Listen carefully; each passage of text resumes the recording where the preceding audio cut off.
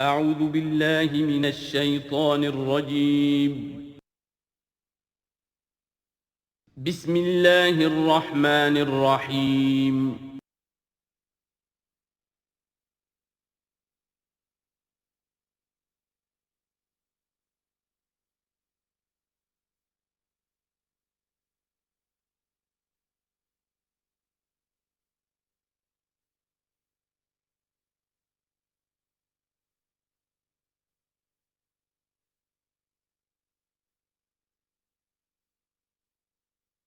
وَلَقَدْ أَرْسَلْنَا نُوحًا إِلَىٰ قَوْمِهِ إِنِّي لَكُمْ نَذِيرٌ مُّبِينٌ أَلَّا تَعْبُدُوا إِلَّا اللَّهَ إِنِّي أَخَافُ عَلَيْكُمْ عَذَابَ يَوْمٍ أَلِيمٍ صدق اللہ العظیم۔ سورہ ہود میں بھی اب جیسا کہ پہلے عرض کیا جا چکا ہے 6 رکوع جو ہیں انباء الرسل پر مشتمل ہیں۔ جیسا کہ اس سے پہلے کئی مرتبہ عرض کر چکا ہوں، یہ 6 رسولوں کے حالات ہیں جو قرآن مجید میں کئی بار آئے ہیں۔ سب سے پہلے حضرت نوح علیہ السلام، پھر حضرت ہود، پھر حضرت صالح، پھر حضرت لوط، پھر حضرت شعیب اور پھر حضرت موسیٰ علیہ السلام۔ تو یہ جو نقشہ آپ کے سامنے اس وقت موجود ہے، اس سے آپ کو اندازہ ہو جائے گا کہ یہ پورا یوں سمجھیے ارض القرآن ہے۔ یہ قرآن مجید میں جن رسولوں کے حالات آئے ہیں وہ سب کے سب جو ہیں وہ اس خطے کے اندر وہ مبعوث کیے گئے۔ یہ داہنی طرف جو ہے وہ بحر جو خلیج فارس ہے، یہ خلیج فارس سیدھا اوپر اگر لکیر چلی جائے گی اور ادھر سے یہ جو بحر قلزم ہے، اس کے جو یہ اوپر جا کے 2 کھاڑیاں بن گئی ہیں، تو وہ جو ہے خلیج عقبہ آخر میں اوپر اس سے لکیر جائے گی۔ تو یہ دونوں لکیریں جہاں جا کر مل جائیں گی، وہ اس نقشے میں ابھی نظر نہیں آ رہا، ذرا نیچے کیجئے تو شاید نظر آ جائے گا۔ یہ جگہ ہے جہاں پہ وہ سرخ نشان بنا ہوا ہے، یہ علاقہ ہے جہاں کہ حضرت نوح علیہ السلام کی قوم آباد تھی، اور معلوم ہوتا ہے کہ اس وقت تک نسل انسانی صرف اسی علاقے میں تھی۔ یہیں پر عذاب آیا ہے، بہت بڑا جو طوفان آیا ہے، اور اسی سے ذرا اور اوپر چل کر شمال کی طرف پہاڑی علاقہ ہے کوہ ارارات، اور اسی میں کوہ جودی ہے۔ یہ علاقہ ہے وہ کہ جس کے اندر حضرت نوح علیہ السلام کی قوم آباد تھی۔ اس کے بعد جب وہ حضرت نوح علیہ السلام اور ان کے جو بھی بیٹے تھے وہ بچ کر جب آباد ہوئے ہیں، تو پھر ان کا ایک بیٹا جو ہے حضرت سام، وہ عراق میں آ کر آباد ہو گئے۔ یہ جو سفید سا آپ کو نظر آ رہا ہے، یہ عراق کا علاقہ ہے، یعنی اسی علاقے سے ذرا نیچے اترے اور عراق میں آباد ہو گئے۔ حضرت سام کی نسل میں پھر بہت سی قومیں پیدا ہوئی ہیں، تو انہی میں سے پھر ایک قوم ہے جو نیچے آئی ہے جزیرہ نما عرب کے بالکل جنوب میں۔ یہ جو علاقہ ہے یہاں پر یہ قوم، یہ احقاف کا علاقہ کہلاتا ہے، اور یہاں پر قوم ہود، اس قوم کا نام عاد ہے۔ حضرت سام کی نسل ہی میں سے کوئی بہت بڑا سردار اٹھا جس کا نام عاد تھا، اور عاد کی سے پھر ایک نسل، ایک قوم شروع ہو گئی، وہ اس علاقے میں آباد تھی۔ اس کے ہاں جب شرک وغیرہ پیدا ہو گئے اور خرابیاں پیدا ہو گئیں تو اللہ تعالیٰ نے بہت سے نبی بھیجے، پھر آخر ایک رسول بھیجا، اور وہ حضرت ہود علیہ السلام ہے۔ ان کی دعوت کو رد کیا، یہ ہلاک کر دیے گئے۔ یہاں سے حضرت ہود اپنے ان ساتھیوں کو لے کر نکلے، اور عرب کے تقریباً وہ وسط میں، وہ علاقہ ہجر کا علاقہ کہلاتا ہے، اس علاقے میں آ کر آباد ہو گئے۔ یہاں ان کے ہاں ایک بڑی شخصیت ابھری جس کا نام سمود تھا، تو اس سے یہ قوم سمود مشہور ہوئی ہے۔ انہوں نے میدانوں کے اندر محل بنائے، اور ساتھ ہی یہ ہے کہ جو پہاڑی علاقہ ہے بہت سخت گرینائٹ راکس ہیں، ان کو تراش کر ان کے اندر بھی مکان بنائے۔ یہ قوم سمود ہے۔ تو قوم نوح، قوم ہود، قوم سمود، یہ تینوں قومان جو ہیں حضرت ابراہیم علیہ السلام سے پہلے کی ہیں۔ اب پھر لوٹیے عراق کی طرف۔ عراق ہی میں جو قوم باقی رہی، انہی میں حضرت ابراہیم علیہ السلام کی بعثت ہوئی ہے۔ لیکن حضرت ابراہیم علیہ السلام کے بارے میں یہ انداز جو انباء الرسل کا ہے وہ قرآن مجید میں کہیں نہیں ہے۔ یہاں پہ آپ دیکھیں گے سورہ ہود میں ان کا تذکرہ آئے گا، لیکن وہ قصص النبیین کے انداز میں تذکرہ آئے گا، انباء الرسل کے انداز میں نہیں آئے گا۔ حضرت ابراہیم یہاں سے، اور یہاں سے پھر انہوں نے ہجرت کی عراق سے، اور شام چلے گئے، پورا صحرا کراس کر کے شام میں جا کر، اور وہاں سے پھر انہوں نے اپنے بیٹے کو اسحاق کو آباد کیا، وہ جو سرخ نشان نظر آ رہا ہے آپ کو، یہ فلسطین کا علاقہ ہے۔ ایک بیٹے کو حضرت اسماعیل علیہ السلام کو یہاں مکے میں لا کر آباد کیا۔ اچھا، اس اپنے بھتیجے جو حضرت لوط علیہ السلام ان کے ساتھ ہی آئے تھے، ہجرت کی تھی انہوں نے، عراق سے اور شام پہنچے تھے، ان کو بھیجا ہے بحیرہ ڈیڈ سی جو ہے، بحیرہ مردار، اس کے کنارے پر یہ شہر آباد تھے، عمورہ اور صدوم، وہاں بھیجا ہے۔ تو انباء الرسل کے ضمن میں پھر قوم سمود کے بعد ذکر آئے گا تو وہ قوم لوط کا آئے گا۔ البتہ حضرت ابراہیم علیہ السلام ہی کی ایک تیسری بیوی قطورہ، ان کی اولاد میں سے مدین نام کے بھی ایک تھے، اور ان سے جو قوم چلی قوم مدین، وہ خلیج عقبہ کے داہنی طرف جو ہے مشرق میں، یہ یہاں آباد ہوئے۔ یہ علاقہ ہے ان کا جہاں پہ کہ حضرت شعیب علیہ السلام کو بھیجا گیا، اس علاقے میں، یہ مدین کا علاقہ ہے، اس میں حضرت شعیب علیہ السلام بھیجے گئے۔ اب یہ جو سینائی پیننسولا ہے، تو ادھر جو ہے مصر ہے، وہ دریائے نیل نظر آ رہا ہے۔ یہاں سے یوں جو ہے حضرت یوسف علیہ السلام، چونکہ اب سورہ ہود کے بعد سورہ یوسف بھی آ جائے گی، تو حضرت یوسف علیہ السلام کو جب کہ ان کے بھائیوں نے کنویں میں پھینکا ہے، اور وہ پھر قافلہ ان کو لے گیا ہے مصر، اور وہ پھر ذریعہ بن گئے پوری اس قوم کے مصر میں آنے کا، تو یہاں پھر حضرت موسیٰ علیہ السلام کی بعثت ہوئی ہے مصر میں۔ تو کل یہ علاقہ ہے کہ جن میں وہ انبیاء اور رسل جو ہیں مبعوث ہوئے ہیں، کہ جن کا ذکر اکثر و بیشتر قرآن میں آتا ہے۔ لیکن جیسا کہ میں نے عرض کیا تھا، اس کا یہ مطلب نہیں ہے کہ صرف یہی رسول اور نبی آئے ہیں، دنیا میں اور بھی بہت سے نبی اور رسول آئے، لیکن قرآن میں تذکرہ انہی کا کیا گیا ہے کہ جن کا تذکرہ ان لوگوں کی اپنی روایات میں موجود تھا، جن کے ناموں سے یہ واقف تھے، لہذا انہی کے حوالے سے قرآن تو کتاب ہدایت ہے۔ ویسے تو ایک رسول کے قصے میں بھی وہ ساری ہدایت موجود ہے، اور 6 رسولوں کے قصوں میں بھی وہ ہدایت موجود ہے۔ اس حوالے سے یہ کہ سارے رسولوں کی تاریخ بیان کرنا یہ قرآن مجید کا موضوع نہیں ہے۔ آئیے اب متن کی طرف چلیے۔ وَلَقَدْ أَرْسَلْنَا نُوحًا إِلَىٰ قَوْمِهِ، اور ہم نے بھیجا نوح کو اس کی قوم کی طرف۔ إِنِّي لَكُمْ نَذِيرٌ مُّبِينٌ، انہوں نے کہا میں تمہارے لیے کھلا خبردار کر دینے والا ہوں۔ اللہ تعبدوا الا اللہ، کہ مت پوجو اللہ کے سوا کسی کو۔ انی اخاف علیکم عذاب یوم علیم، مجھے اندیشہ ہے تم پر ایک بڑے دردناک دن کے عذاب کا۔ فقال الملأ الذین کفروا من قومہ، تو کہا اس کے قوم کے ان سرداروں نے جنہوں نے کفر کی روش اختیار کی، ما نراک الا بشرا مثلنا، ہم نہیں دیکھتے اے نوح آپ کو مگر اپنے ہی جیسا ایک انسان۔ آپ کہاں سے اللہ کے رسول بن گئے، کیسے رسول بن گئے، کیسے اللہ نے چن لیا؟ آپ تو ہمارے جیسے ایک انسان ہیں۔ وما نراک اتبعک الا الذین هم اراذلنا بادی الرائے، اور اس سے بھی آگے بڑھ کر ہم نہیں دیکھتے مگر یہ کہ آپ کی پیروی کرنے والے تو وہ لوگ ہیں جو ہماری نگاہوں میں ذلیل ہیں، کمینے ہیں، نچلے طبقے کے لوگ ہیں، گھٹیا لوگ ہیں۔ بادی الرائے، بلا تعمل نظر آ رہا ہے کہ صرف کچھ کمی کاری لوگ آپ کے گرد جمع ہو گئے ہیں، کوئی معقول آدمی، کوئی سردار قوم کا کوئی آپ کے گرد آیا ہی نہیں۔ وما نرى لكم علينا من فضل، اور ہمیں کوئی نظر نہیں آتا کہ آپ پر ہمارے اوپر کوئی فضیلت آپ کو حاصل ہے، آپ کو اور آپ کے ساتھیوں کو۔ بل نظنکم کاذبین، بلکہ ہمارا گمان تو یہی ہے کہ آپ جھوٹ بول رہے ہیں۔ قال یا قوم ارأیتم ان کنت علی بینۃ من ربی، اب یہ ذرا اس صورت کے اندر بار بار یہ الفاظ آئیں گے۔ ایک فطرت سلیمہ جو پہلے سے تھی، اس کے بعد اللہ کی طرف سے وحی آ گئی، وہ گویا کہ اس کا شاہد ہے۔ انہوں نے کہا اے میری قوم کے لوگوں ذرا غور کرو، اگر میں پہلے سے بھی اپنے رب کی طرف سے بینہ پر تھا، تم جانتے ہو میں نے زندگی تمہارے مابین گزاری تھی، تم بھی جانتے ہو کہ میں ایک شریف النفس انسان تھا، میرا کردار، میرا اخلاق تمہارے سامنے تھا، میں بینہ پر تھا، میری فطرت مس نہیں ہوئی تھی، سلیم تھی۔ وآتانی رحمۃ من عندہ، پھر اللہ نے مجھے رحمت بھی عطا فرما دی اپنے پاس سے، یعنی جو وحی آئی ہے میرے پاس وہ اللہ تعالیٰ کی رحمت ہے۔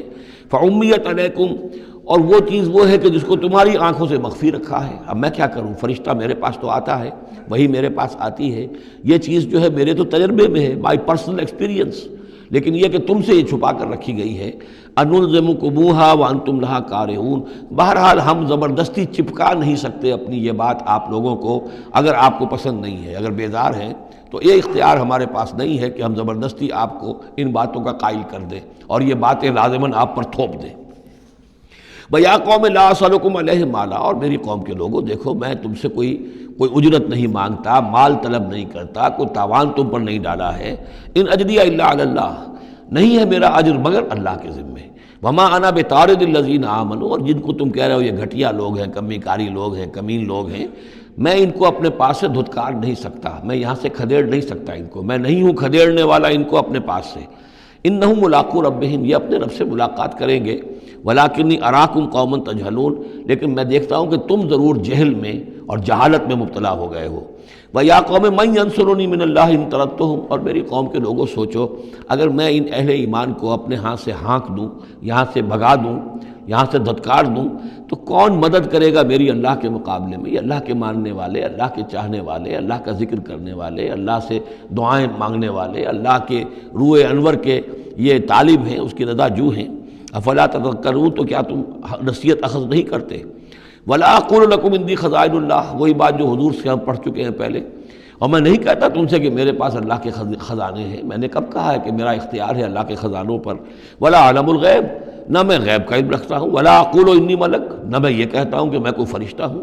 ولا اقول للذین تزدری اعینکم، اور نہ میں یہ کہتا ہوں ان لوگوں کے بارے میں جنہیں تمہاری آنکھیں حقیر دیکھ رہی ہیں، تم حقارت کے ساتھ دیکھ رہے ہو، لن یؤتیہم اللہ خیرا، میں تو نہیں کہہ سکتا کہ اللہ تعالیٰ انہیں کوئی خیر نہیں دے گا۔ کیا پتہ تم اندازہ بھی نہ کر سکو کیا مقامات بلند اللہ ان کو عطا کرے گا۔ جنت میں یہ کس طریقے سے اللہ تعالیٰ کے فراح و ریحان و جنت و نعیم سے جو ہے وہ مشرف ہوں گے۔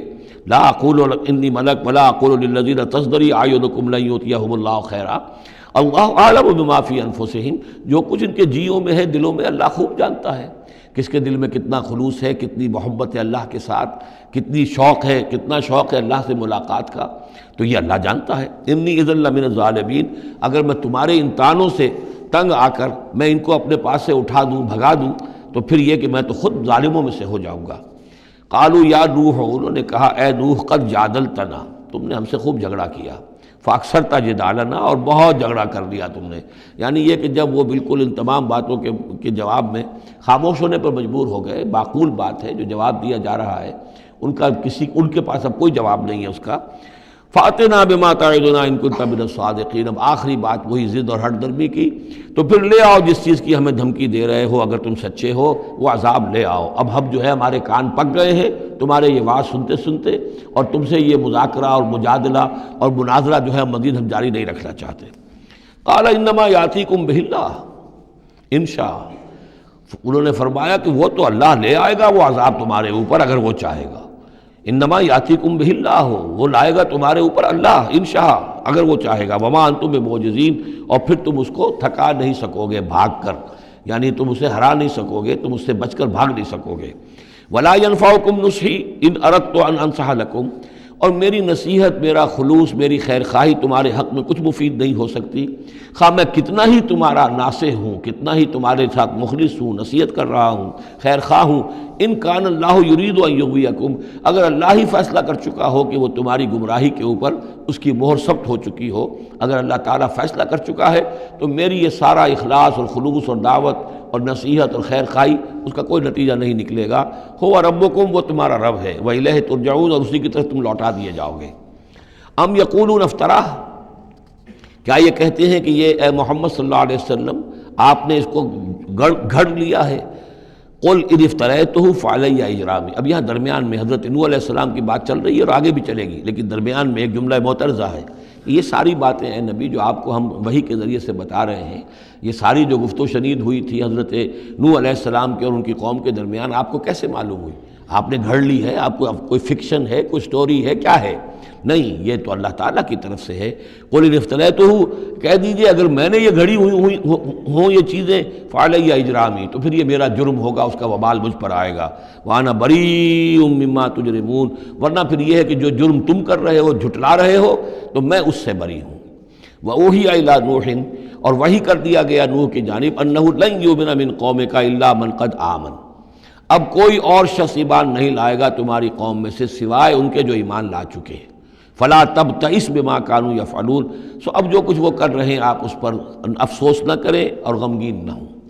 واصنع الفلک بأعیننا ووحینا، اور اب آپ کشتی تیار کیجئے، کشتی بنائیے ہماری نگاہوں کے سامنے، یعنی ہم دیکھ رہے ہیں اور ہمارے انسٹرکشنز کے مطابق، ووحینا معلوم ہوتا کہ اللہ تعالیٰ کی طرف سے ہر یعنی سٹیپ پر ان کو وحی آ رہی ہے، اور کہ اس طرح کرو، اتنی لمبی بناؤ، ایسی لکڑیاں تیار کرو، بِأَعْيُنِنَا وَوَحْيِنَا، ہماری نگاہوں کے سامنے اور ہماری ہی انسٹرکشنز کے مطابق، وحی کے مطابق۔ وَلَا تُخَاطِبْنِي فِي الَّذِينَ ظَلَمُوا، اب دیکھنا جو ظالم ہیں ان کے بارے میں مجھ سے خطاب نہ کرنا، مجھ سے دعا نہ کرنا، مجھ سے بات نہ کرنا، کہ فلاں جو ہے یہ میرا عزیز ہے اور فلاں میرا رشتہ دار ہے، اب جو بھی ظالم ہے اس کے بارے میں تمہاری طرف سے کوئی نرم بات نہ آئے۔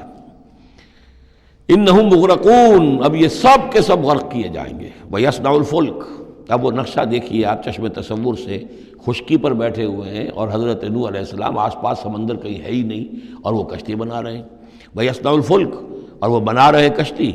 وَكُلَّمَا مَرَّ عَلَيْهِ مَلَأٌ مِّن قَوْمِهِ سَخِرُوا مِنْهُ، جب بھی ان کی قوم کے سردار ان کے پاس سے گزرتے تھے وہ مذاق اڑاتے تھے کہ معلوم ہوتا اب تک تو ہم سمجھتے تھے کہ بہرحال یہ کچھ شاید بات بنا رہا ہے، جھوٹ بول رہا ہے، کیا کر رہا ہے، اب تو معلوم ہوتا بالکل ہی مت ماری گئی، اب کوئی جو ہے ہوش ٹھکانے نہیں رہے یہ، تو وہ ہنستے تھے۔ سخروا منہ قال ان تسخروا منا فانا نسخر منکم کما تسخرون، حضرت نوح فرماتے تھے کہ تم اگر ہم سے اب اس تمسخر کر رہے ہو، مذاق اڑا رہے ہو، تو وہ وقت قریب آنے والا ہے کہ ہم تمہارا مذاق اڑائیں گے جیسے کہ تم مذاق اڑا رہے ہو ہمارا۔ فسوف تعلمون من یاتیہ عذاب یخزیہ، تو تم عنقریب جان لوگے کہ کون ہے وہ جن پر کہ عذاب آتا ہے جو ان کو رسوا کر دے گا۔ ویحل علیہ عذاب مقیم، اور اس پر اترے گا وہ عذاب کے جو قائم رہنے والا ہے اور دائمی ہے۔ حتیٰ اذا جاء امرنا وفارت التنور، یہاں تک کہ جب ہمارا حکم آ گیا اور جوش مارا تنور نے۔ اب یہ جو ہے جہاں تک اس کا یعنی جیوگرافیکل یا جیولوجیکل جو بھی اس کا پس منظر ہے، اس کے ضمن میں ایچ جی ویلز نے جو بات کہی ہے وہ میں آپ کو بتا دینا چاہتا ہوں۔ اس کا کہنا یہ ہے کہ میڈیٹرینین کا جو اس کی سطح وہ بہت بلند تھی، اور ساحل کے ساتھ ساتھ جو ہے اس کے جو مشرقی ساحل ہے اس کا جو شام کا اور فلسطین کا، تو یہاں پر جو ہے وہ اونچے پہاڑ تھے۔ جیسے کراچی کے بارے میں بھی کہا جاتا ہے کہ کراچی کے بعض علاقے جو ہیں وہ سطح سمندر سے نیچے ہیں، لیکن ساحل کے ساتھ ساتھ اونچا علاقہ ایسا ہے کہ جو سمندر کو روکے ہوئے ہے۔ اگر کسی جگہ پر ایسا ہو تو اگر کہیں کوئی ایک سوراخ بھی ہو جائے تو یہ ایسا ہی ہے جیسے کسی بڑے بند میں سوراخ ہو جائے۔ اگر خدا نہ خواستہ کہیں تربیلا ڈیم میں یا کہیں کوئی اور اس طریقے کی بات ہو جائے تو پھر جو تباہی آئے گی اس کا آپ اندازہ کر لیجئے۔ تو ان کا کہنا یہ ہے کہ وہ سیلاب جو آیا ہے تو میڈیٹرینین میں وہ جو اس کا ساحلی علاقہ تھا اس میں سے کہیں وہ راستہ نکلا ہے پانی کا، اور پھر سمندر آیا ہے، اور وہ سمندر جو ہے پورے مڈل ایسٹ کے علاقے کے اوپر جو ہے اس کے اوپر وہ پانی سمندر کی شکل بن گیا ہے۔ یہ ہے ان کی تعویل، اس لیے کہ تاریخی طور پر اور طبقات الارض کا جو علم ہے وہ بتاتا ہے کہ اس پورے علاقے میں ایک بہت بڑے وسیع پیمانے پر فلڈ کے آثار موجود ہیں۔ وہ آثار جو ہیں وہ ایسے ہیں کہ اس پورے علاقے کے اندر وہ فلڈ آیا تھا، اور اس کی یہ توجیہ ہے جو وہ لوگ کرتے ہیں۔ بہرحال اس میں تین چیزیں ہوئی ہیں، ایک تو یہ کہ کسی ایک جگہ سے کوئی تنور ہو سکتا ہے کہ کوئی سوراخ جو ہے، جیسے کہ آپ کو معلوم ہے بڑے بڑے جو بند ہیں ان میں بعض اوقات صرف جو چوہوں کے بل ہوتے ہیں ان کی وجہ سے سوراخ ہو جاتے ہیں۔ نہروں کے کناروں میں جو بند ٹوٹتا ہے نہر کا، تو کہیں کوئی چوہوں نے کوئی سوراخ کیا ہوتا ہے، اس میں سے پانی بہنا شروع ہوا اور نہر ٹوٹ گئی۔ اسی طریقے سے ہو سکتا ہے کہ کسی تنور کے اندر سے پہلی مرتبہ پانی نکلا ہو۔ پھر یہ کہ زمین کے بھی اللہ تعالیٰ نے جو ہے وہ کھول دیے سوتے، اور آسمان سے بھی پانی برسا، تو یہ پانی جو ہے زمین کا اور آسمان کا پھر مل گیا، اور اس طریقے سے وہ عظیم جو ہے سیلاب آیا جس سے کہ وہ پوری قوم ہلاک ہو گئی، اور وہ کشتی جو ہے وہ بہت عرصے تک تیرتی رہی اس سمندر کے اوپر، اور پھر ہوتی ہوئی وہ کوہ ارارات میں اس کی جو ایک چوٹی ہے جودی، اس پر جا کر ٹک گئی۔ واللہ عالم، ابھی اس پر مزید ضرورت ہے اصل میں کام کرنے کی۔ ویسے یہ خبریں بھی ہیں کہ بعض اوقات کوئی کشتی نما چیز دیکھی گئی ہے۔ یہ علاقہ جو ہے اصل میں کہ جو جہاں پہ ترکی کی سرحد ملتی ہے روس کے ساتھ، ادھر وہ آذربائیجان وغیرہ کا علاقہ ہے، ادھر پھر یہ ترکی ہے، اوپر روس کا علاقہ جو ہے، تو اس میں ادھر سے راستہ جو ہے بہت دشوار گزار ہے، چڑھ نہیں سکتے۔ روس کی طرف سے راستہ ہے، اس کی چوٹیوں پر بعض پائلٹس نے کہیں دیکھا ہے اور خبر دی ہے کہ کوئی بہت بڑی کشتی قسم کی شے جو ہے وہ کسی چوٹی کے اوپر رکھی ہوئی ہے، اور قرآن مجید چونکہ بار بار کہتا ہے کہ ہم اسے برقرار رکھیں گے، ایک وقت آئے گا کہ وہ لوگوں کے لیے ایک نشانی بن کر ظاہر ہوگی، تو اس سے معلوم ہوتا ہے کہ وہ کشتی اب بھی وہاں پر موجود ہے اور انسان جو ہے اس تک رسائی حاصل کرے گا۔ وفارت تنور حتی اذا جاء امرنا وفارت تنور، جب ہمارا حکم آ پہنچا اور جوش مارا تنور نے، ابل پڑا تنور۔ قل نحمل فیہا من کل زوجین اثنین، تو ہم نے کہا اے نوح اپنی اس کشتی میں تمام حیوانات کا ایک ایک جوڑا رکھ لو، واہلک، اور اپنے گھر والوں کو بھی، اپنے گھر والے اہل و عیال کو، الا من سبق علیہ القول، سوائے آپ کے اہل و عیال میں سے وہ کہ جن کے بارے میں پہلے حکم گزر چکا ہے۔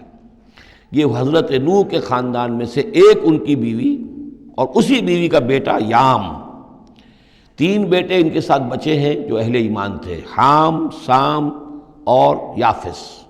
سام کی اولاد ہے وہ جو نیچے تمام ہم نے ابھی نقشہ دیکھا ہے، حضرت ابراہیم بھی سامی ہیں، اور یہ قوم عاد بھی سامی، قوم سمود بھی سامی، یہ سیمیٹک ریسز کہلاتی ہیں۔ لیکن یہ کہ حضرت حام کی اولاد، اب وہ اس تفصیل میں نہیں جا سکتا، اور حضرت یافس کی اولاد یہ اور دوسرے علاقوں میں جا کر آباد ہو گئے۔ یہ جو نیچے کی طرف اترے ہیں یہ حضرت سام کی نسل ہے۔ چوتھا بیٹا ان کا تھا یام، یا اس کا ایک خطاب اور بھی تھا کنعان، اور اس کی جو ماں تھی تو یہ مشرک تھے اور یہ اہل ایمان کے ساتھ شریک نہیں تھے، لہذا یہ کشتی میں شامل نہیں ہوئے۔ تو آپ اب رکھ لیجئے، سوال کرا لیجئے اپنی کشتی میں من کل زوجین اثنین، ہر نوع کا ایک ایک جوڑا تمام حیوانات میں سے، وَأَهْلَكَ، اور اپنے گھر والوں کو، إِلَّا مَنْ سَبَقَ عَلَيْهِ الْقَوْلُ، مگر سوائے اس کے کہ جن کے اوپر پہلے سے حکم ہو چکا ہے، وَمَنْ آمَنَ، اور باقی جتنے بھی اہل ایمان آپ کے ہیں ان سب کو بھی سوار کر لیجئے، وَمَا آمَنَ مَعَهُ إِلَّا قَلِيلٌ، اور نہیں ایمان لائے تھے ان کے ساتھ مگر بہت ہی کم، نہ ہونے کے برابر۔ قلیل جو ہے انگریزی میں اے لٹل اور دی لٹل، ان دونوں میں جو فرق ہے، یہاں قلیل جو ہے دی لٹل کے معنی میں آیا ہے کہ بالکل نہ ہونے کے برابر۔ وَقَالَ ارْكَبُوا فِيهَا بِسْمِ اللَّهِ مَجْرَاهَا وَمُرْسَاهَا، اور حضرت نوح نے فرمایا اب سوار ہو جاؤ اس میں، اللہ کے نام کے ساتھ ہی ہے اس کا چلنا بھی اور اس کا لنگر انداز ہونا بھی، اللہ ہی اس کو چلائے گا بھی جب تک یہ پانی میں تیرتی رہے گی، اور اللہ ہی کے حکم سے یہ لنگر انداز ہوگی جہاں بھی اللہ کی مشیت ہوگی کہ یہ لنگر انداز ہو جائے۔ ان ربی لغفور الرحیم، یقیناً میرا رب غفور اور رحیم ہے۔ وہی تجری بہم فی موج کالجبال، اب وہ کشتی چل رہی تھی ان کو لے کر موجوں میں، اور موجیں پہاڑ جیسی موجیں۔ ونادى نوح ابنہ، اور نوح نے پکارا اپنے بیٹے کو، اسی کو یام کو یا کنعان کو، وکان فی معزل، اور وہ ایک کنارے کی طرف تھا، یا بنی ارکب معنا، اے میرے بیٹے آؤ ہمارے ساتھ شریک ہو جاؤ، ولا تکن مع الکافرین، اور کافروں کا ساتھ نہ دو، کافروں کے ساتھ نہ رہو بلکہ ہماری کشتی میں آ جاؤ۔ قال سآوی الی جبل یعصمنی من الماء، اس نے کہا نہیں میں ابھی اس پہاڑ کے اوپر چڑھ جاؤں گا، میں وہاں پہنچ جاؤں گا، وہ مجھے پانی سے بچا لے گا۔ قال لا عاصم اليوم من امر اللہ الا من رحم، حضرت نوح نے فرمایا نہیں، آج کے دن کوئی شے بچانے والی نہیں ہے اللہ کے امر سے سوائے اس کے جس پر اللہ ہی رحم فرما دے۔ وحال بینہم الموج، اور اسی گفتگو کے دوران ایک بڑی سی موج حائل ہوئی ان کے مابین، فکان من المغرقین، اور وہ بیٹا جو ہے ان کی نگاہوں کے سامنے غرق ہو گیا۔ وقیل یا ارض ابلعی ماءک، اور کہہ دیا گیا اے زمین اپنے پانی کو نگل جا، واپس پانی زمین کے اندر جذب ہو جائے۔ کتنا وقت لگا ہوگا یہ اللہ بہتر جانتا ہے، لیکن یہ آخر کار جو شکل بنی ہے کہ زمین کے اندر پانی جذب ہو گیا جو زمین سے آیا تھا۔ وَيَا سَمَاءُ أَقْلِعِي، اور اے آسمان تو بھی اب تھم جا، جو بھی بارش آنی تھی، جو اس طوفان کے لیے، اس کو بھی اختتام کا حکم ہو گیا۔ وَغِيضَ الْمَاءُ، اور پانی سکھا دیا گیا۔ وَقُضِيَ الْأَمْرُ، اور فیصلہ چکا دیا گیا۔ وَاسْتَوَتْ عَلَى الْجُودِيِّ، اور وہ کشتی جو ہے جودی پہاڑ کے اوپر جا کر رک گئی۔ وَقِيلَ بُعْدًا لِلْقَوْمِ الظَّالِمِينَ، اور کہہ دیا گیا ہلاکت اور دوری ہے اس قوم کے لیے کہ جو ظالم تھی، یعنی اب اس کا نسیہ منسیہ ہو گئی، اب اس کا نام و نشان موجود نہ رہا۔ وَنَادَى نُوحٌ رَبَّهُ، اور پکارا نوح نے اپنے رب کو، فقال رب ان ابنی من اہلی، انہوں نے کہا پروردگار میرا بیٹا میرے اہل میں سے تھا، اور تیرا وعدہ تھا میرے اہل کو بچا لے گا۔ وَإِنَّ وَعْدَكَ الْحَقُّ، اور تیرا وعدہ سچا ہے۔ وَأَنْتَ أَحْكَمُ الْحَاكِمِينَ، اور یقیناً تو تمام حاکموں میں سب سے بڑا اور سب سے منصف اور سب سے عادل حاکم ہے۔ قال یا نوح انہ لیس من اہلک، انہوں نے اللہ نے جواب دیا اے نوح وہ تمہارے اہل میں سے نہیں ہے۔ انہ عمل غیر صالح، اس کے اعمال، اس کا کردار، اس کے عقائد، اس کے نظریات غیر صالح ہیں۔ فلا تسألن ما لیس لک بہ علم، تو اب مجھ سے ان چیزوں کے بارے میں سوال نہ کرو جس کے لیے تمہارے پاس کوئی علم نہیں ہے۔ انی اعوذک ان تکون من الجاہلین، اور میں تمہیں نصیحت کر رہا ہوں کہ تم جاہلوں میں سے نہ بن جاؤ۔ یہاں وہ یاد کر لیجئے سورہ نام کی آیت 35، اس میں حضور سے کہا گیا تھا فلا تکونن من الجاہلین، میں نے اس وقت بھی نوٹ کرا دیا تھا کہ یہ سخت ترین الفاظ یا حضور سے فرمائے گئے ہیں سورہ انعام میں، اور یہاں پر سورہ ہود میں یہ آئے ہیں حضرت نوح علیہ السلام سے خطاب کرتے ہوئے۔ انی اعوذک ان تکون من الجاہلین، سنت اس کو تسلیم نہیں کرتے۔ اس کی وجہ یہ ہے کہ جو قاعدہ دیا گیا ہے سورہ نور میں وہ یہ ہے کہ اللہ تعالیٰ صالح لوگوں کے لیے بیویاں بھی دیکھ دیتا ہے، اور جو خبیثات للخبیثین والخبیثون للخبیثات، والطیبین والطیبات للطیبین والطیبین للطیبات، تو یہ چیزیں جو ہے اس کے چونکہ خلاف جاتا ہے، اس لیے یہ کہ صرف مشرک ہونے کی حد تک کہ یہ مشرک تھے باپ ماں بیٹا، اس لیے جو کٹے رہے، تو اسی پر اہل سنت کا اجماع ہے۔ قال رب انی اعوذ بک ان اسألک ما لیس لی بہ علم، حضرت نوح نے عرض کیا پروردگار میں تیری پناہ طلب کرتا ہوں اس سے کہ میں تجھ سے ایسی بات کا سوال کروں جس کے لیے کہ میرے پاس کوئی علم نہیں ہے، وَإِلَّا تَغْفِرْ لِي وَتَرْحَمْنِي، اور اگر تو نے مجھے معاف نہ فرما دیا اور رحم نہ فرمایا، اکم من الخاسرین، تو میں تو ہو جاؤں گا خسارہ پانے والوں میں۔ قیل یا نوح اہبط بسلام منا وبرکات علیک، ہم نے کہا نوح اب اترو، اس کشتی سے اترو، بسلام منا، ہماری طرف سے سلامتی کے ساتھ، وبرکات، اور برکتوں کے ساتھ، علیکا، جو تم پر بھی ہوں گی، وعلی امم ممن معک، اور ان امتوں پر بھی ہماری یہ برکات ہوں گی کہ جو ان لوگوں کے ساتھ جو ان کی نسل سے وجود میں آئیں گی جو تمہارے ساتھ ہیں۔ تو گویا کہ نسل انسانی بعد میں عام خیال یہی ہے کہ حضرت نوح علیہ السلام کے 3 بیٹوں ہی سے چلی ہے، باقی اگر کچھ لوگ تھے بھی ان کے ساتھ تو وہ ایسے تھے کہ جن کی کوئی نسل آگے نہیں چلی ہے، بلکہ یہ دنیا کی جو نسلیں اس وقت دنیا میں ہیں نوع انسانی، وہ یہ حضرت یافس، حضرت حام اور حضرت سام کی نسل ہی سے ہیں۔ یہ خیال ہے، واللہ عالم، یقین کے ساتھ نہیں کہا جا سکتا، ویسے میرا اپنا رجحان بھی اسی طرف ہے۔ حضرت یافس کی اولاد جو ہے وہ یہ جو پہاڑی علاقہ ہے، جیسا کہ ابھی آپ نے نقشے میں دیکھا تھا، اس سے اوپر جو ہے یہ سینٹرل ایشیا کے پہاڑ ہیں، اس پہاڑ کو کراس کیا انہوں نے، اور وہ جو پھر میدانی علاقہ ہے روس کا، اور اس کی طرف سے ہوتے ہوتے وہ سیرائے گوبی سے ہوتے ہوئے چین کا، تو حضرت یافس کی اولاد ادھر پھیل گئی ہے، یورپ سے لے کر اور چائنا تک، یہ سب یافس کی نسل ہے۔ حضرت حام کی اولاد مشرق اور مغرب میں چلی گئی، اسی پہاڑی سلسلے کے دامن میں ہوتی ہوئی، ایک شاخ ان کی ایران ہوتے ہوئے بھارت چلی گئی، انڈیا چلی گئی، سندھ اور ہند، اور ایک شاخ جو ہے سینائی پیننسولا کراس کر کے یہ سوڈان اور مصر چلی گئی۔ یہ ہے حضرت حام کی نسل میں سے۔ یہ عام طور پر جو ہمارے پرانے ماہرین انساب ہیں ان کا کہنا یہ ہے۔ انہی میں سے معلوم ہوتا ہے کہ جو یہ یورپین ہیں، جو کہ انڈو ایرانین جو کہلاتے ہیں ایرینز، تو یہ ایرینز جو ہے یہ سب حضرت حام کی اولاد میں سے معلوم ہوتے ہیں۔ ان میں سے گریکس بھی ہیں، اور ان میں رومنز بھی ہیں، اور ان میں جرمنز بھی ہیں۔ باقی جو ہے نسلیں جو ہیں یہ اینگلو سیکسنز، یہ ہیں حضرت یافسی کے نسل سے، جو اوپر سے جا کر اور یہ اسکینڈینیوین کنٹریز سے ہو کر پھر نیچے اترے ہیں یورپ کی طرف۔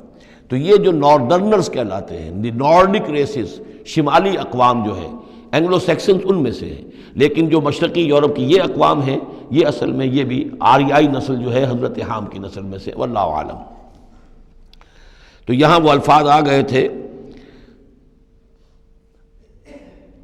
قال یا نوح اہبط بسلام منا وبرکات علیک وعلی امم ممن معک، ان امتوں اور قوموں پر بھی سلامتی اور برکات جو ان میں سے ہوں گی جو تمہارے ساتھ ہیں، تمہارے ساتھ جو اس کشتی میں سوار ہیں، وَأُمَمٌ سَنُمَتِّعُهُمْ، اور کچھ اور قومیں بھی ہوں گی، فرقے ہوں گے جنہیں ہم کچھ سامان دیں گے دنیا کا، ثُمَّ يَمَسُّهُم مِّنَّا عَذَابٌ أَلِيمٌ، اور پھر ان کے اوپر ہماری طرف سے ایک بڑا زبردست عذاب آئے گا، جیسے کہ پھر قوم ہود پر اور قوم صالح پر آیا ہے۔ تِلْكَ مِنْ أَنْبَاءِ الْغَيْبِ نُوحِيهَا إِلَيْكَ، یہ غیب کی خبروں میں سے ہے جو وحی کر رہے ہیں ہم آپ کی جانب اے محمد صلی اللہ علیہ وسلم۔ وَمَا كُنْتَ تَعْلَمُهَا أَنْتَ وَلَا قَوْمُكَ، اور نہیں جانتے تھے آپ ان کو، نہ آپ کی قوم ان سے واقف تھی، من قبل ھذا، اس سے پہلے، فاصبر، تو اے نبی صبر کیجئے، ان العاقبۃ للمتقین، یقیناً آخری انجام جو ہے وہ بھلا ہوگا اہل تقوی ہی کا۔ وَإِلَىٰ عَادٍ أَخَاهُمْ هُودًا، یہ سام کی نسل کی ایک شاخ جو نیچے اتری ہے اور یہ پہنچ گئی ہے جزیرہ نماء عرب کے تقریباً جو ساؤتھرن ڈیزرٹ ہے جو آج کا، اس کے اندر، اور عاد کی قوم کی طرف ہم نے بھیجا اخاہم ہودا، ان کے بھائی ہود کو، قال یا قوم اعبدوا اللہ ما لکم من الہ غیرہ ان انتم الا مفترون، انہوں نے کہا میری قوم کے لوگوں تمہارا کوئی الہ اللہ کے سوا نہیں ہے، اور یہ باقی تم نے نام گھڑ لیے ہیں، کوئی اور معبود نہیں ہے، کسی کی حقیقت نہیں ہے۔ یا قوم لا اسألکم علیہ اجرا، اور میری قوم کے لوگوں میں تم سے کوئی اجر کا طالب نہیں ہوں، ان اجری الا علی الذی فطرنی، نہیں ہے میرا اجر مگر اسی کے ذمے جس نے مجھے پیدا فرمایا، افلا تعقلون، تو کیا تم عقل سے کام نہیں لیتے؟ وَيَا قَوْمِ اسْتَغْفِرُوا رَبَّكُمْ، اور میری قوم کے لوگوں اللہ سے استغفار کرو، اپنے گناہوں کی معافی چاہو، توبہ کرو، اس شرک کو اور بت پرستی کو چھوڑو، ثم توبوا الیہ، پھر اس کی جناب میں رجوع کرو، یرسل السماء علیکم مدرارا، وہ آسمان سے تم پر چھاجوں پانی برسائے گا، ویزدکم قوۃ الی قوتکم، اور تمہاری جو قوت اس نے عطا کی ہوئی ہے اس میں اور قوت کا اضافہ فرمائے گا، ولا تتولوا مجرمین، لیکن یہ کہ روگردانی نہ کرو مجرموں کی طرح اور مجرم بن کر۔ قالوا یا ہود ما جئتنا ببینہ، انہوں نے کہا کہ اے ہود دیکھو تم کوئی ہمارے پاس سند لے کر نہیں آئے، کوئی معجزہ لے کر نہیں آئے، وما نحن بتارکی آلہتنا عن قولک، اور ہم نہیں ہیں اپنے معبودوں کو چھوڑنے والے صرف تمہارے کہنے سے، وما نحن لک بمؤمنین، اور ہم نہیں ہیں تمہاری بات ماننے والے، ان نقول الا اعتراک بعض آلہتنا بسوء، ہم تو یہی کہتے ہیں اس کے سوا اور کچھ نہیں ہمارا خیال کہ ہمارے بعض معبودوں کی جو تم نے کوئی گستاخی کی ہے، ان کی نفی کی ہے، تو ان کی طرف سے تمہیں کوئی تکلیف پہنچ گئی ہے، یعنی تمہارا دماغی توازن ٹھیک نہیں رہا ہے، کوئی آسیب تمہیں ہو گیا ہے، تم پر پھٹکار پڑی ہے ہمارے بعض معبودوں کی۔ قال انی اشہد اللہ واشہدوا، حضرت ہود نے فرمایا دیکھو میں اللہ کو گواہ کر کے کہہ رہا ہوں اور تم بھی گواہ رہو، انی بریء مما تشرکون، کہ جن کو تم شریک ٹھہرا رہے ہو میں ان سے بری ہوں، بیزار ہوں، میرا ان سے کوئی تعلق نہیں۔ وہی بات جو حضرت ابراہیم نے فرمائی تھی کہ مجھے ان کا کوئی خوف نہیں، من دونہ ہی، اس کے سوا تم جو شرک کر رہے ہو، فکیدونی جمیعا، تو تم سب کے سب مل کر میرے خلاف جو چاہو کارروائی کر لو، کیدونی، جو چالیں چلنی چاہے چل لو، ثم لا تنظرون، مجھے کوئی مہلت نہ دو، انی توکلت علی اللہ ربی و ربکم، میں نے تو توکل کیا ہے اپنے رب پر، اللہ پر جو میرا بھی رب ہے اور تمہارا بھی رب ہے، ما من دابۃ الا هو آخذ بناصیتها، نہیں ہے کوئی بھی جاندار مگر یہ کہ اس کی پیشانی جو ہے اللہ ہی کے ہاتھ میں ہے۔ وہ دعا جو میں نے آپ کو سنائی تھی اس میں حضور کے الفاظ بھی یہ ہیں، وَنَاصِيَتِي بِيَدِكَ اللہم انی عبدک وابن عبدک وابن امتک فی قبضتک ناصیتی بیدک ماض فی حکمک عدل فی قضاؤک۔ ہوا آخذ بناصیتها، ہر جاندار کی پیشانی اللہ کے ہاتھ میں، یعنی اس کی قسمت، اس کی تقدیر، اسے کیا ملنا ہے، اس کے ساتھ کیا ہونا، یہ سب اللہ کے ہاتھ میں ہے۔ ان ربی علی صراط مستقیم، یقیناً میرا رب تو سیدھی راہ پر ملے گا، سیدھی توحید کی راہ پر جاؤ گے تو رب کے قریب پہنچو گے۔ میرا رب جو ہے وہ عدل و انصاف کے راستے سے اور صراط مستقیم ہی سے اس تک رسائی حاصل ہو سکتی ہے۔ فَإِن تَوَلَّوْا فَقَدْ أَبْلَغْتُكُم مَّا أُرْسِلْتُ بِهِ إِلَيْكُمْ، پھر اگر تم پیٹھ موڑ لو، منہ پھیرو، انکار کرو، تو میں نے پہنچا دیا ہے تمہیں وہ پیغام جو مجھے دے کر بھیجا گیا تھا، مَا أُرْسِلْتُ بِهِ إِلَيْكُمْ۔ وَيَسْتَخْلِفُ رَبِّي قَوْمًا غَيْرَكُمْ، پھر میرا رب جو ہے تمہیں تباہ کرے گا، ختم کرے گا اور تمہاری جگہ کسی اور قوم کو لے آئے گا۔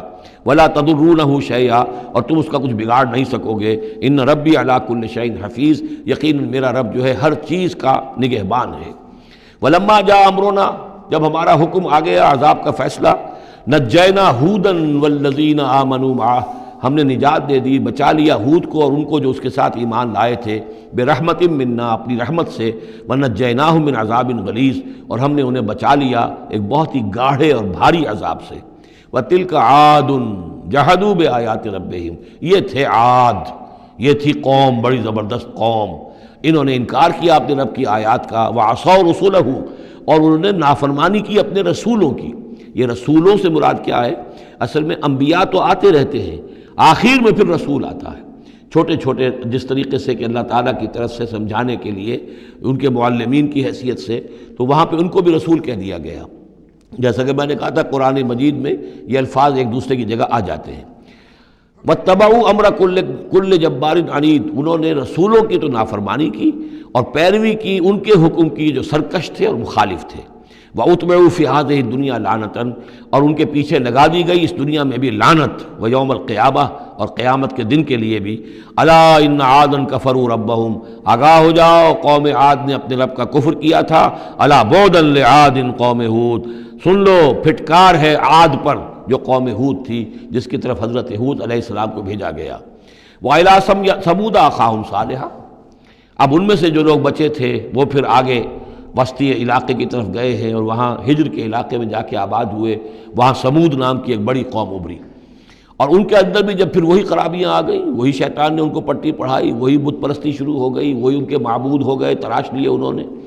تو الی ثمود اخاہم صالحا، سمود کی طرف ہم نے بھیجا ان کے بھائی صالح کو. قال یا قوم اعبدوا اللہ ما لکم من الہ غیرہ، انہوں نے فرمایا کہ اے میری قوم کے لوگو اللہ کی بندگی کرو، تمہارا کوئی معبود اس کے سوا نہیں ہے. هو انشاکم من الارض، اس نے تمہیں زمین سے اٹھایا ہے، ابھارا ہے، بنایا ہے زمین سے. واستعمرکم فیہا، اور اس میں تم کو آباد کیا ہے.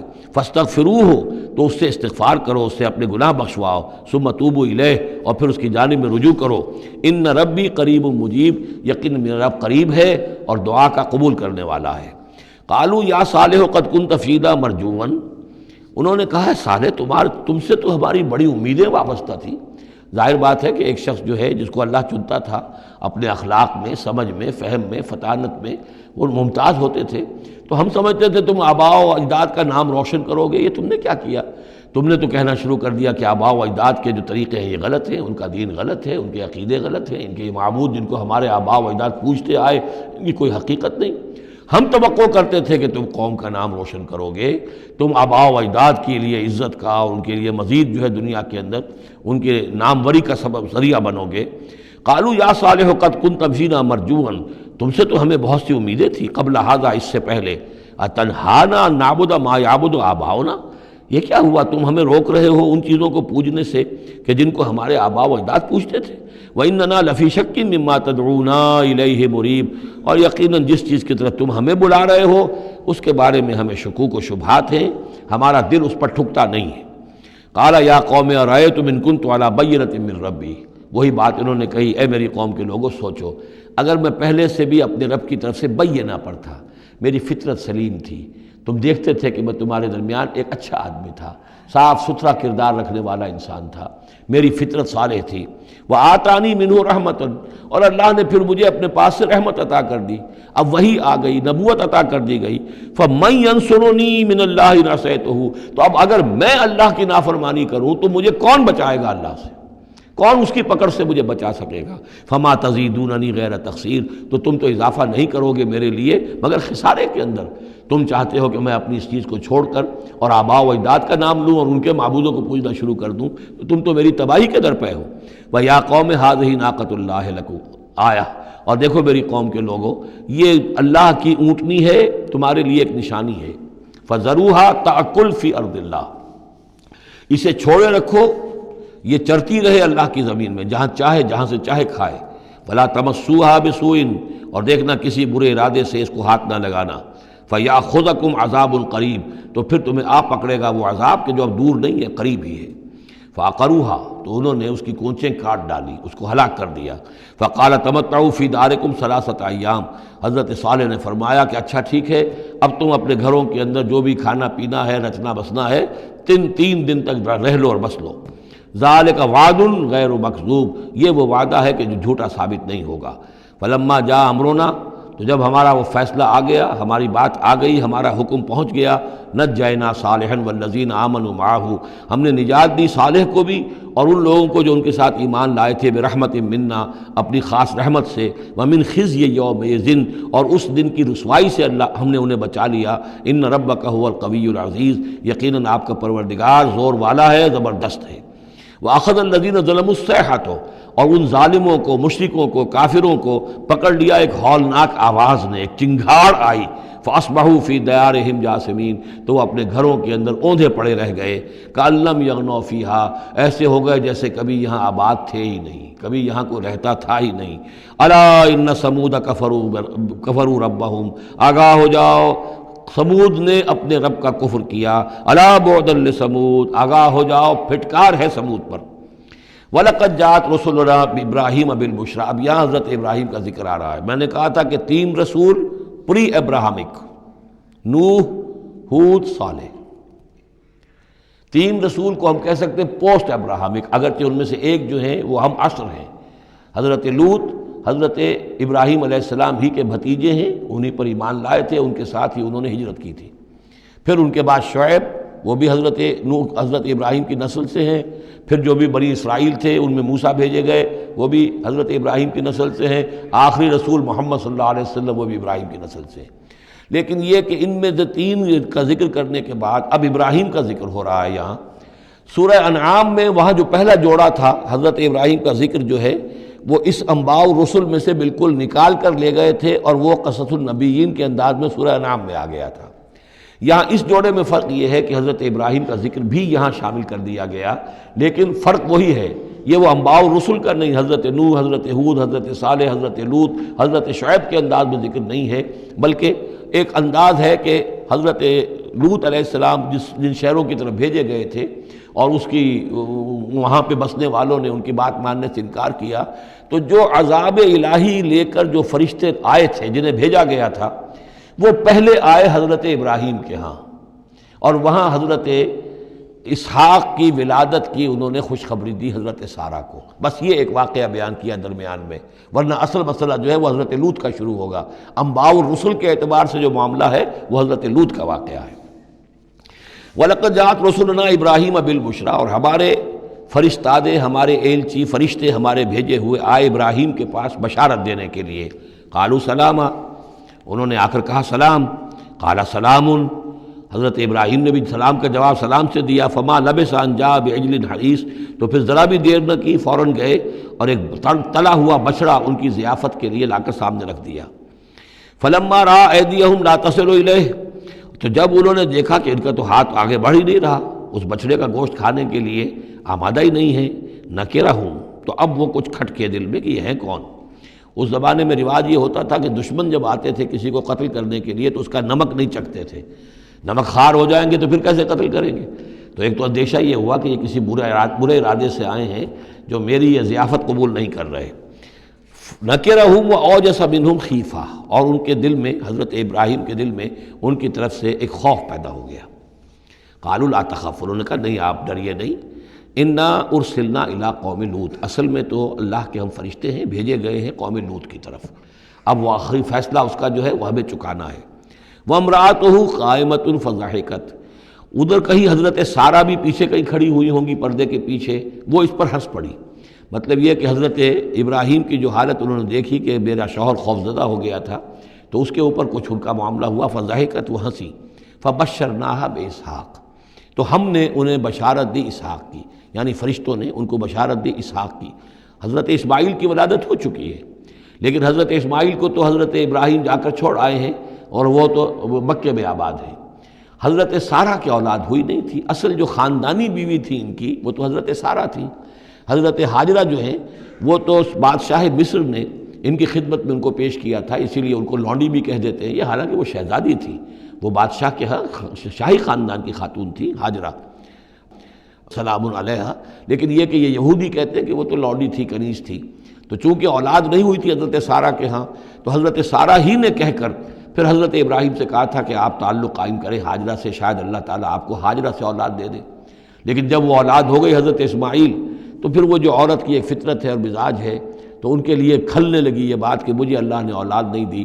اب ظاہر بات ہے کہ حضرت ابراہیم کی توجہ زیادہ ہو گئی ہوگی حضرت ہاجرہ کی طرف، اپنے بیٹے کی طرف، تو پھر وہ ذریعہ بن گیا کہ انہوں نے کہا کہ انہیں چھوڑ کر آؤ، اور اللہ کے حکم سے حضرت ابراہیم نے حضرت ہاجرہ کو اور حضرت اسماعیل کو وہاں بیت اللہ کے پاس، یا بیت اللہ جہاں بعد میں تعمیر ہونا تھا اس کی صرف بنیادیں اس وقت تھیں لیکن کوئی نشان اور نہیں تھا، وہاں چھوڑ دیا۔ اب یہاں جو ہے اولاد ہو رہی ہے، ان کی بشارت دی جا رہی ہے، تو حضرت اسحاق چھوٹے ہیں حضرت اسماعیل سے۔ فضحکت فبشرناہا باسحاق ومن وراء اسحاق یعقوب، اور یہ بھی کہا کہ پھر اسحاق کے بعد اسحاق کے ہاں ایک بیٹا ہوگا یعقوب، وہ بہت ہی ہمارے ہاں اس کا درجہ بہت بلند ہوگا، یعنی بیٹے کی بشارت پھر پوتے کی بشارت۔ قالت یا ویلتا آلد وانا عجوز وہذا بالی شیخا، انہوں نے کہا ہائے میری خرابی، کیا اب میں جنوں گی جبکہ میں ہو چکی ہوں نہایت بوڑھی، اور میرا یہ شیخ جو ہے، میرا یہ جو شوہر ہے یہ بھی شیخ ہے، یہ بھی ضعیف ہے، بوڑھا ہو چکا ہے۔ ان ھذا لشیء عجیب، یہ تو بڑی عجیب بات جو آپ بتا رہے ہیں، یہ خوشخبری مجھے دے رہے ہیں اس بڑھاپے کی عمر میں کہ میرے یہاں بیٹا ہوگا۔ قالوا اتعجبین من امر اللہ، ان فرشتوں نے کہا کہ کیا آپ تعجب کرتی ہیں اللہ کے معاملے میں؟ اللہ کا فیصلہ ہے، اللہ جیسے چاہے پیدا کرے، ہم اللہ کی طرف سے خوشخبری دے رہے ہیں، اپنی طرف سے نہیں دے رہے۔ رحمت اللہ وبرکاتہ علیکم اہل البیت، اے نبی کے گھر والوں تم پر اللہ کی رحمت ہو، اس کی برکتیں ہوں۔ اب یہاں اہل البیت کو سمجھ لیجئے کس کے لیے ہے؟ حضرت سارہ کے لیے ہے۔ اہل بیت رسول ازواج مطہرات ہیں، ان کی ایکسٹینشن ہے جو حضور نے کہا ہے اللہم ہؤلاء اہل بیتی، اے اللہ یہ بھی میرے اہل بیت ہیں۔ حضرت فاطمہ، حضرت علی، حضرت حسن، حضرت حسین، وہ بھی اہل بیت میں، یہ ایکسٹینشن ہے۔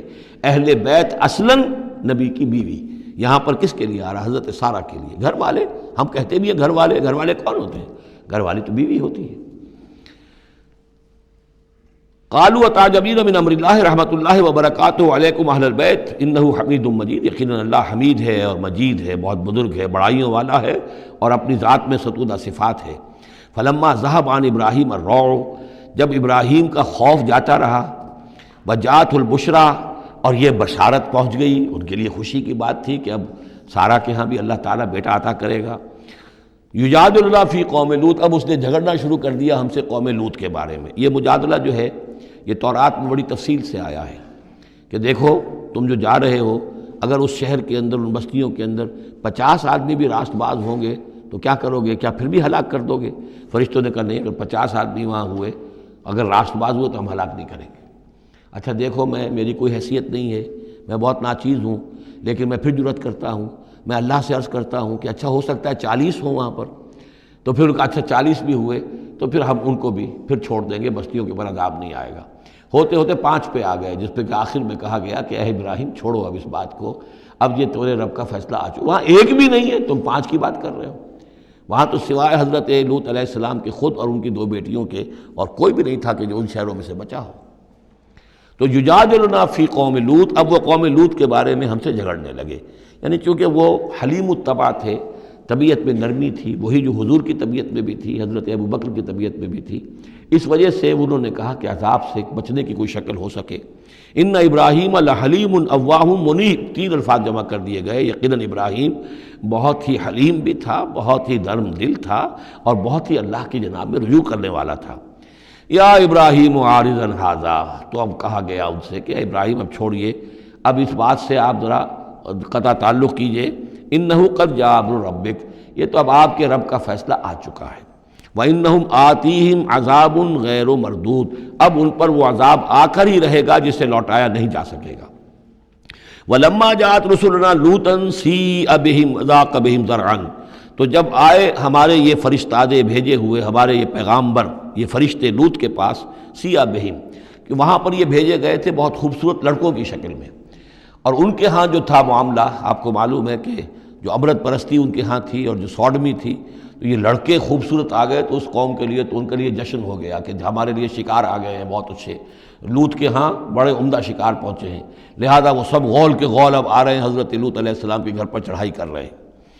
تو جب ہمارے یہ فرشتادہ، ہمارے یہ جو نوجوان لڑکوں کی شکل میں جن کو بھیجا گیا تھا فرشتوں کو، وہ جب پہنچے حضرت لوط کے پاس، سیء بہم، وہ ان کو دیکھ کر بہت غمگین ہوا کہ یہ بڑا میرے لیے، وضاق بہم ذرعا، ان کا دل بڑا تنگ ہوا، وقال ھذا یوم عصیب، اور انہوں نے کہا یہ تو میرے لیے بڑا سختی کا دن آ گیا ہے، میرے پاس اتنی طاقت نہیں ہے کہ میں ان بدبختوں کا مقابلہ کر سکوں، اپنے ان مہمانوں کو ان کی دستبرد سے میں بچا سکوں۔ اور وہ لوگ جو ہیں وہ جانتے تھے جس قسم کی خبیث ان کی تباہی ہو چکی تھی کہ وہ کسی اپیل اور کسی دلیل سے باز آنے والے نہیں ہیں، تو اس سے ان کے دل کے اندر جو ہے وہ ایک عجیب کیفیت پیدا ہوئی۔ سیء بہم وضاق بہم ذرعا وقال ھذا یوم عصیب وجاءہ قومہ یہرعون الیہ، اور اب آئی اس کی قوم اس کے پاس والہانہ دوڑتی ہوئی، بڑے خوشی سے ناچتے ہوئے آ رہے ہیں کہ آج تو ہمارے لیے جو ہے وہ بہت ہی عمدہ شکار پہنچ گیا ہے۔ وَمِن قَبْلُ كَانُوا يَعْمَلُونَ السَّيِّئَاتِ، اور وہ پہلے ہی سے ان گندے کاموں کے اندر ملوث تھے۔ قَالَ يَا قَوْمِ هَؤُلَاءِ بَنَاتِي هُنَّ أَطْهَرُ لَكُمْ، حضرت لوط نے فرمایا کہ دیکھو میری قوم کے لوگوں، میری بیٹیاں موجود ہیں، وہ تمہارے لیے بہت پاکیزہ ہیں۔ اس کے 2 معنی کیے گئے، ایک تو یہ کہ بیٹیوں سے مراد ہے کہ جو تمہاری بیویاں ہیں وہ میری بیٹیوں کے مانند ہیں۔ نبی جو ہوتا ہے وہ گویا کہ قوم کے لیے والد کی جگہ ہے، جیسے کہ قرآن مجید میں وَأَزْوَاجُهُ أُمَّهَاتُهُمْ، حضور کی تمام ازواج جو ہیں وہ پوری امت کے لیے ماؤں کے درجے میں ہیں، تو گویا کہ یہ میری بیٹیاں ہیں، اللہ نے تمہارے لیے ان کو پیدا کیا ہے، تمہارے لیے جوڑا بنایا ہے، وہ پاک جو ہے تمہارے لیے راستہ اپنی شہوت کی کے تقاضے کو پورا کرنے کے لیے صحیح راستہ اس کو چھوڑ کر، اور یہ بھی ہو سکتا ہے کہ انہوں نے اپنی بیٹیوں ہی کو پیش کیا ہو کہ تمہیں اگر کرنا ہی ہے تو نکاح کر لو، میں اپنی بیٹیاں تمہیں نکاح میں دینے کو تیار ہوں، لیکن میرے جو یہ مہمان ہیں ان کے بارے میں مجھے رسوا نہ کرو۔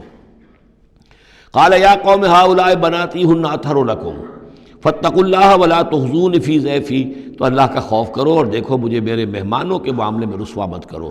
الیس منکم رجل رشید، کیا تم میں کوئی ایک آدمی بھی شریف اور کوئی ایک آدمی بھی نیک چلن نہیں رہا؟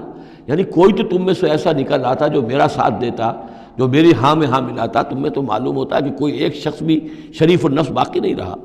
قالوا لقد علمت ما لنا فی بناتک من حق، انہوں نے کہا کہ اے لوط تمہیں خوب معلوم ہے تمہاری بیٹیوں پر ہمارا کوئی حق نہیں ہے۔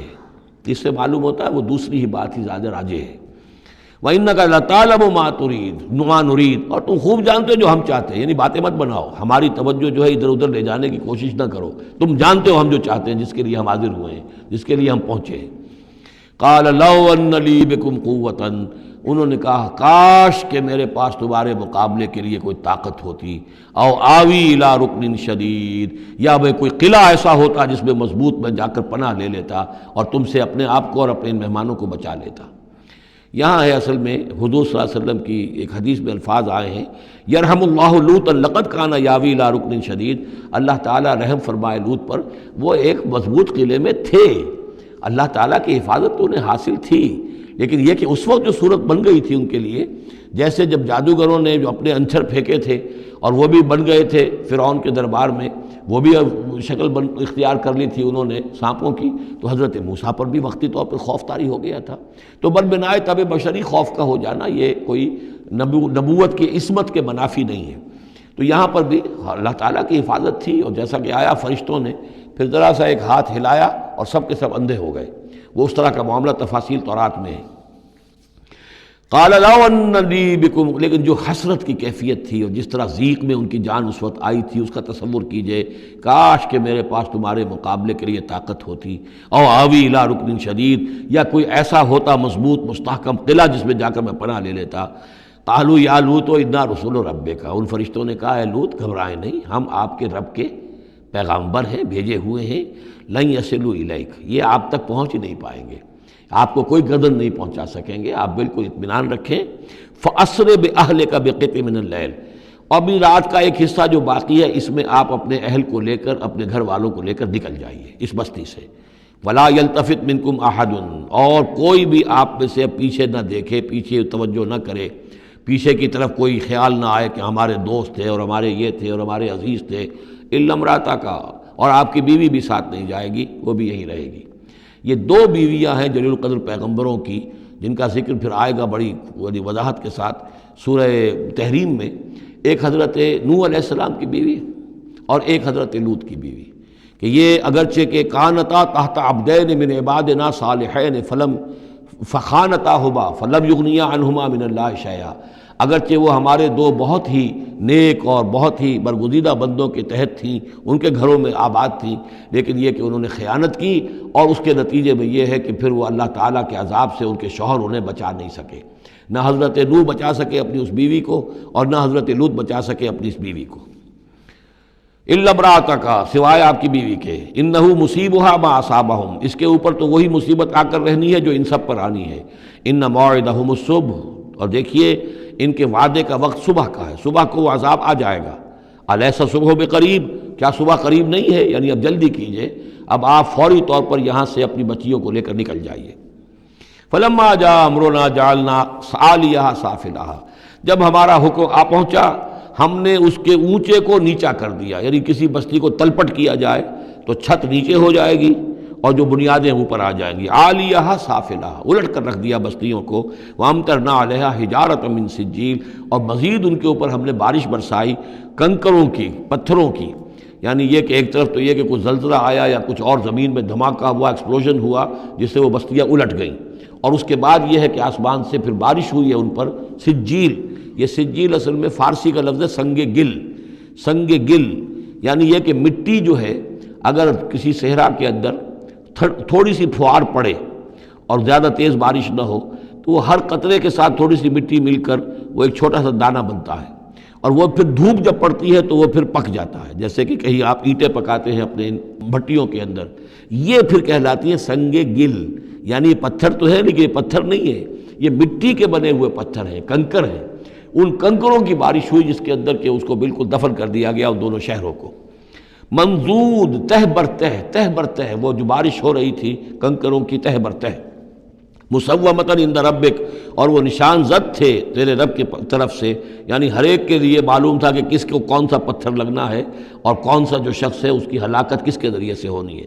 وما ہی من الظالمین ببعید، اور یہ ان ظالموں سے کوئی زیادہ دور نہیں ہے، یعنی جو مشرکین مکہ ہیں، جو قریش ہیں اور عرب کے جو مشرک ہیں، ان سے یہ بستیاں کوئی دور تو نہیں ہیں، اس لیے کہ یہ جب جاتے تھے فلسطین کی طرف اپنے قافلے لے کر تو یہاں سے گزرتے تھے۔ قوم سمود کا مسکن بھی ان کے راستے میں آتے تھے، قوم مدین کا علاقہ بھی ان کے راستے میں آتا تھا، پھر یہ عمورہ اور صدوم کی بستیوں کے جو ہے یہ بھی کچھ ان کے جو آثار باقی رہ گئے تھے وہ بھی آتے تھے۔ وَإِلَىٰ مَدْيَنَ أَخَاهُمْ شُعَيْبًا، اور مدین کی طرف ہم نے بھیجا ان کے بھائی شعیب کو۔ میں بتا چکا ہوں یہ بنی قطورہ میں سے ہیں مدین، اور پھر ان سے جو ایک قوم بڑی بنی وہ آ کر خلیج عقبہ کے داہنی طرف جو ہے یہ علاقے کے اندر آباد ہو گئی، اور یہ انٹرسیکشن ہے، روڈز کا کراس روڈ ہے۔ قافلے جو جنوب سے شمال کو جاتے تھے یمن سے شام کو، اور شام سے یمن کو، وہ گزرتے تھے شمالاً جنوباً، اور قافلے جو عراق سے آتے تھے اور مصر کو جاتے تھے وہ گزرتے تھے شرقاً غرباً۔ اس طریقے سے یہ جو ہے انٹرسیکشن تھا ان قافلوں کا، تو یہاں بڑی خوشحالی ہوئی، کاروبار چمکے ان کے، لیکن اس قوم کے اندر پھر وہ خرابیاں آئیں جو ہم پڑھ چکے ہیں سورہ اعراف میں، کم تولنا، کم ناپنا، رہزنی کرنا، جھوٹ بولنا، دھوکہ دینا، یعنی شرک کے علاوہ۔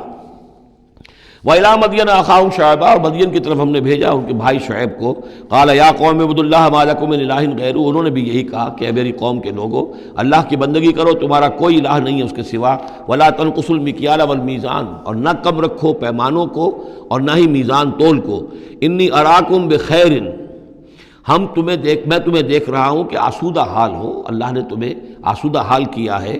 انی اخاف علیکم عذاب یوم محیط، لیکن اگر تم اپنی ان غلط بدعمالیوں سے باز نہ آئے تو مجھے اندیشہ ہے کہ تم پر ایک ایسے دن کا عذاب آ جائے گا جو تمہیں گھیر لے گا۔ وَيَا قَوْمِ أَوْفُوا الْمِكْيَالَ وَالْمِيزَانَ بِالْقِسْطِ، اور میری قوم کے لوگوں پیمانہ اور تول جو ہے عدل اور انصاف کے ساتھ پورا پورا دیا کرو۔ وَلَا تَبْخَسُوا النَّاسَ أَشْيَاءَهُمْ، اور مت کم کیا کرو، گھٹایا کرو لوگوں کے لیے ان کے سامان۔ وَلَا تَعْثَوْا فِي الْأَرْضِ مُفْسِدِينَ، اور نہ ہی زمین میں فساد مچاتے پھرو۔ بقیت اللہ خیر لکم، جو بھی اللہ کی طرف سے بچت ہو جائے، صحیح صحیح تولو، صحیح صحیح ناپو، پھر جو بچ جائے تو گویا کہ وہ اللہ تعالیٰ کی طرف سے تمہیں ایک نفع ہے جو اللہ نے دیا ہے، تو جو بھی صحیح تجارت کرتے ہوئے بچت ہو جائے، نفع ہو جائے، وہ بقیت اللہ ہے۔ بقیت اللہ خیر لکم ان کنتم مؤمنین، اگر تم مومن ہو، اگر مانتے ہو میری بات کو، ماننے والے ہو تو وہ تمہارے لیے بہتر ہے۔ وما انا علیکم بحفیظ، لیکن میں تمہارے اوپر کوئی نگران اور نگہبان نہیں ہوں، میں ٹھیکیدار نہیں ہوں، میرا کوئی زور تم پر نہیں چل رہا، میں تمہیں سمجھا رہا ہوں اور نیکی کی تلقین کر رہا ہوں۔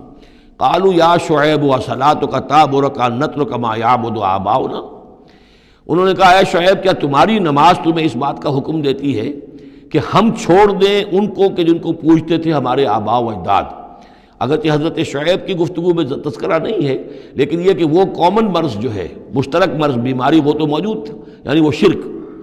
او ان نفعل فی اموالنا ما نشاء، یا یہ تمہاری نماز جو ہے تمہیں روکتی ہے، حکم دیتی ہے اس بات کا کہ ہم اپنے مال میں جو چاہے نہ کر سکیں۔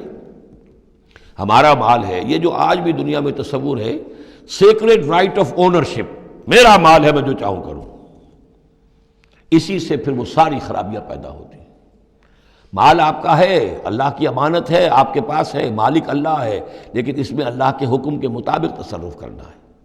یہاں کوئی سیکریڈ رائٹ آف اونرشپ نہیں ہے۔ یو آر ٹرسٹیز، یہ امانت چند روزہ نزد ماست، در حقیقت مالک ہر شے خداست۔ یہ تو چند دن کی ایک امانت ہے تمہارے پاس جو ہے، ورنہ حقیقت میں تو مالک حقیقی ہر شے کا اللہ ہے۔ تو جب انسان مالک اپنے آپ کو سمجھتا ہے فی اموالنا، تو پھر ما نشاء، جو ہم چاہیں گے کریں گے۔ اور نفعل فی اموالنا ما نشاء، تو تم ہمیں روکنا چاہتے ہو اس چیز سے۔